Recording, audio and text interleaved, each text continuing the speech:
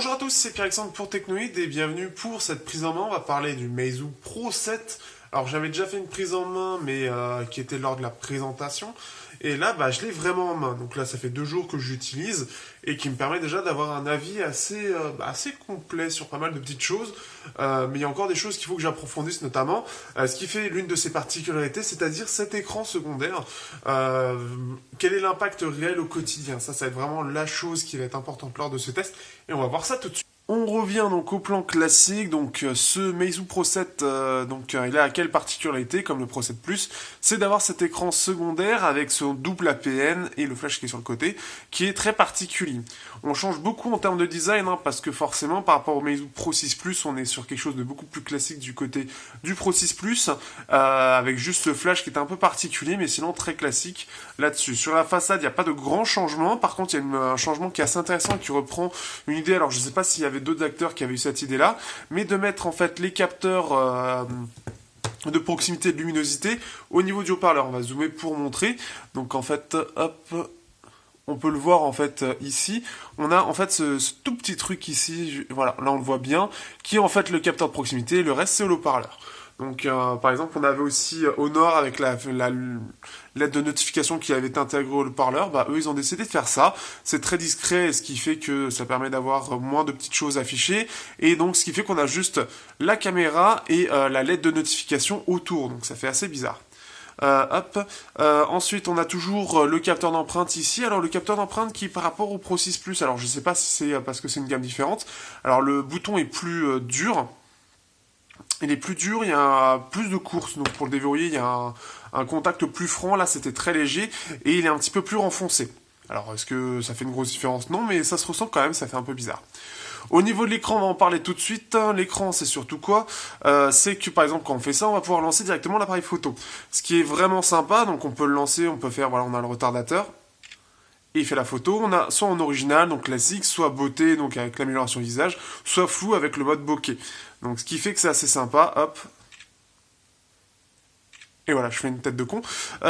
Donc ce qui fait que le double capteur c'est des IMX386 si je dis pas de bêtises. Voilà, donc c'est pas la seule chose, donc on peut avoir une petite animation quand on va le poser sur le bureau, quand on va le charger aussi, donc ça va permettre de voir en fait quand vous le posez comme ça à combien de pourcents il est chargé en ayant quelque chose de vraiment voyant.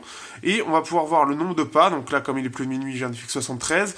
La météo, et pour l'instant c'est tout. On peut savoir aussi quand vous recevez un message, alors quand vous avez ça, ça le montre pas, vous pouvez le mettre, en fait vous avez plusieurs choix, ici.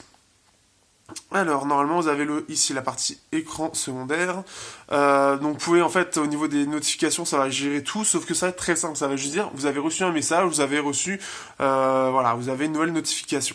Donc pour avoir les notifications, il faut par contre passer par ça. Vous avez aussi le choix colibri, soit fluide, méduse. Donc par exemple, méduse, ça donne ça. Et on peut voir directement ça. Et voilà ce que ça donne. Ce qui fait que c'est assez sympa, c'est assez joli. Mais pour ceux qui veulent quelque chose de plus classique, qui est normalement, donc sur ce Meizu là par exemple, plein de traces de doigts, vous avez l'heure ici. Donc là, ce qui fait qu'on va avoir l'heure beaucoup plus franchement ici. Donc ça, c'est assez cool. Après vous avez aussi la musique qui est gérée bien évidemment quand vous le lancez. Donc par exemple là si je lance une musique, hop, on va éviter, voilà. Donc là l'appareil photo, les pas. Par contre oui c'est super, mais si je veux gérer la musique, on va attendre. Donc ce qui fait on a vu le truc de musique, et c'est tout. Et c'est tout. Donc ce qui fait que... Voilà, donc par exemple, voilà, en fait c'est par exemple des choses qui manquent là-dessus sur cet écran secondaire. Donc là en fait je l'avais pas encore utilisé, donc pour le coup je le découvre avec vous. Mais la musique qui est jouée, voilà, je peux juste voir la musique qui est jouée et c'est tout. On va justement tester parce que j'ai mis de la musique, j'ai pas encore mis tester ce mode vu que là j'ai mis de la musique. Et donc là, justement, par contre, là, on peut le contrôler. Donc c'est un petit peu dommage d'avoir la possibilité de le contrôler quand il est en mode musique seul, c'est-à-dire que là, le téléphone est éteint et c'est juste le MP3 qui tourne. Donc ça peut être plutôt cool quand vous avez plus beaucoup de batterie. Et donc vous pouvez gérer, voilà, on a même la liste ici. Donc ça, c'est assez cool. Donc par exemple, on peut voir ça, et on peut changer de piste. peu près tout. Le volume, il se gère là. Donc bon, c'est assez étrange de ce point de vue-là. Hop. On peut voir juste tout ce qu'on a en fait. Par contre, on ne peut pas voir les artistes, etc. Voilà. Mode pause. Donc, ce qui fait que, je sais pas, ça c'est bien vu, mais voilà, on peut gérer en tout cas. Voilà, ça permet en tout cas d'avoir une beaucoup plus grosse autonomie, forcément, et d'avoir par contre une gestion assez simple de la musique, mais ça peut être quelque chose de sympa. Par contre, ce qui est dommage, c'est de pas pouvoir le gérer, parce que là, de ce que je comprends en tout cas, vous voyez là, l'écran est vraiment éteint. Donc là, je vais faire ça et ça va le rallumer. Et là, vous pouvez voir. Donc là, en fait, c'est un peu comme si c'était dans une espèce de veille profonde. Et là, quittant mode musique. C'est pas encore parfait au niveau de la traduction. Mais vous voyez, en fait, là, c'est comme si en fait, l'appareil n'était pas vraiment éteint. Mais c'est plus ou moins le cas. Alors, par contre, ce que j'aimerais bien voir, paroles dans la barre de statut. Verrouiller les commandes musicales. Et on va essayer de faire vite, en moins de 10 minutes, j'espère pouvoir le faire.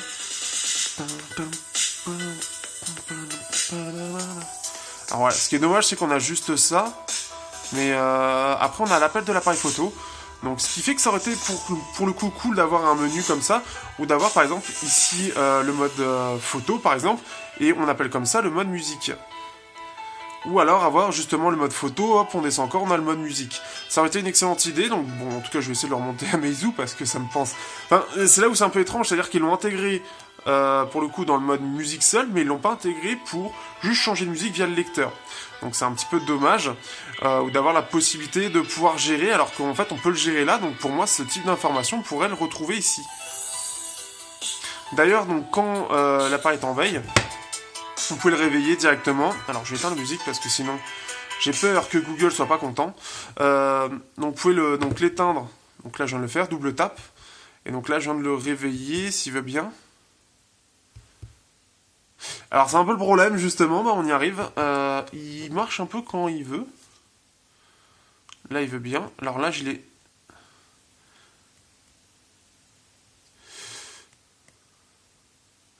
Et voilà, c'est-à-dire que le double tap, ah bah voilà, là il a réagi. Et c'est un peu dommage parce que j'ai eu quelques soucis pour l'instant avec cet écran secondaire qui, de temps en temps, il ne réagit pas comme il faut. Enfin, c'est-à-dire qu'il ne réagit pas du tout.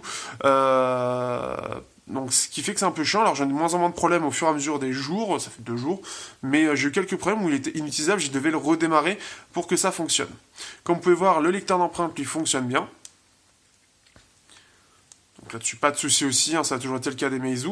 Alors, dedans, c'est un Helio P25 que j'avais déjà testé avec le Meizu Alpha. Ici, il tourne toujours très bien. Par contre, c'est l'autonomie qui change énormément, puisque si je retrouve... Non, je vais retrouver plus facilement la photo ici. Dans Galerie, que j'ai caché, je sais plus où, parce que je l'utilise pas. Alors, je connais bien FlyMeWest, donc ce qui fait que de toute façon, je pourrais tout à fait vous en parler. C'est ici, voilà. Ce qui fait que là, alors je faisais normalement... C'est où que j'avais ma... Voilà. Ici, 4h54, non, c'était la première charge, là, j'ai pas enregistré. Bon, c'est chelou. Ce qui fait qu'en gros, en mode performance, en plus de ça, donc là, je fais 3h35 et il restait encore 56% de batterie. Je fais... Ah non, j'ai même pas regardé en fait. C'est surtout ça. Mais en gros, je fais à peu près 7 heures écran allumé, donc ce qui fait que c'est vraiment pas mal. Je trouve que l'autonomie gère vraiment bien sur cet appareil-là. Voilà. Là-dessus, c'est vraiment pas mal aussi.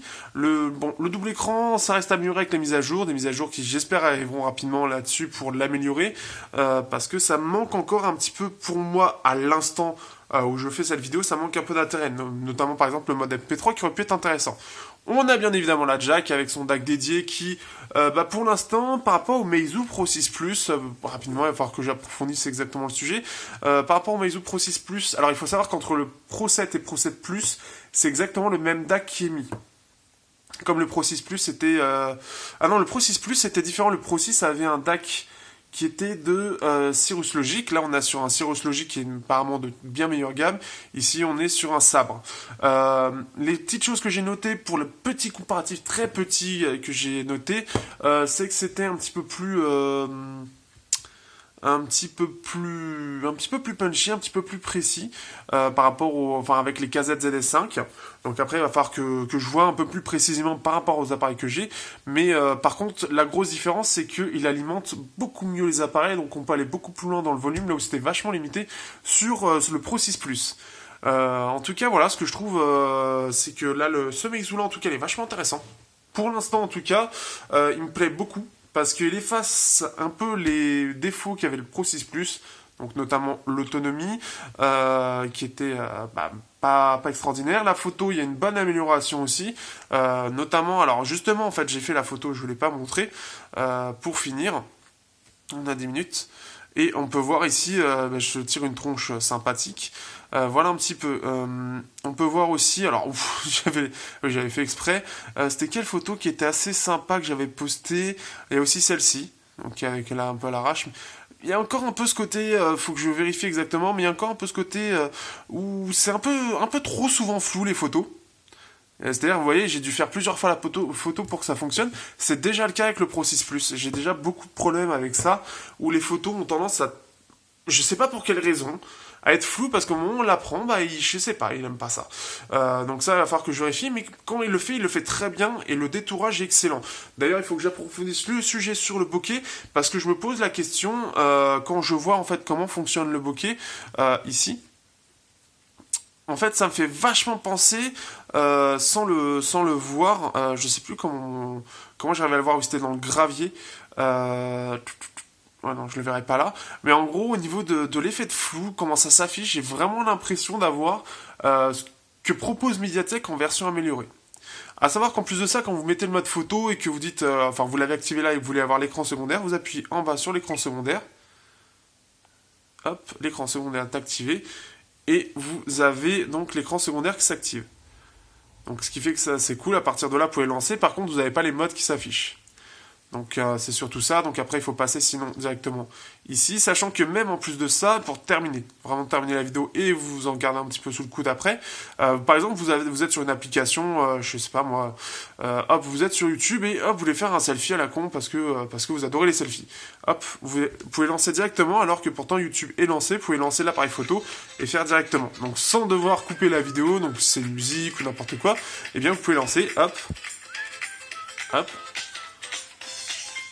Là, normalement, qu'est-ce qu'il fait? Voilà, je leur montre comme ça, hop, il va afficher l'heure, et je peux continuer comme ça.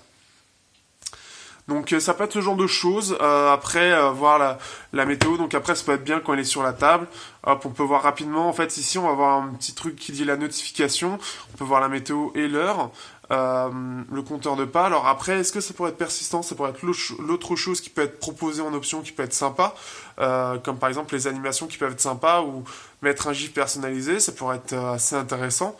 Mais je pense qu'il y a des possibilités pour l'instant, qui je pense attendent peut-être, Meizu attend peut-être des retours par rapport à ça, des retours par rapport à ce que ressentent peut-être les testeurs et les gens, pour y implanter des nouvelles fonctionnalités.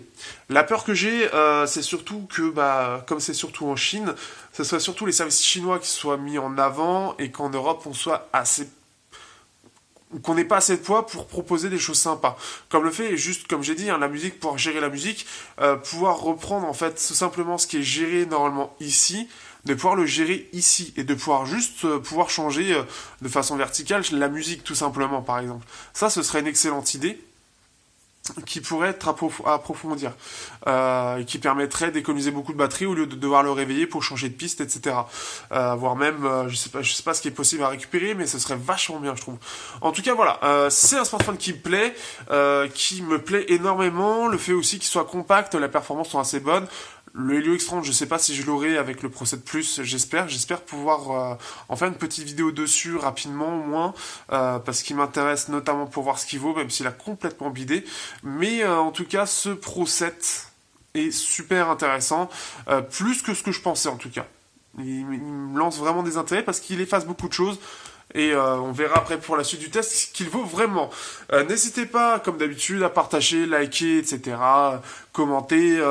Et on se retrouve donc la semaine prochaine. Je vais essayer, j'ai plus d'ici 2 semaines pour avoir le test. D'ici là, il y aura d'autres vidéos. Et surtout, voilà, comme d'habitude, n'hésitez pas à partager. Ça me permet de me soutenir, etc. Je vous dis à bientôt.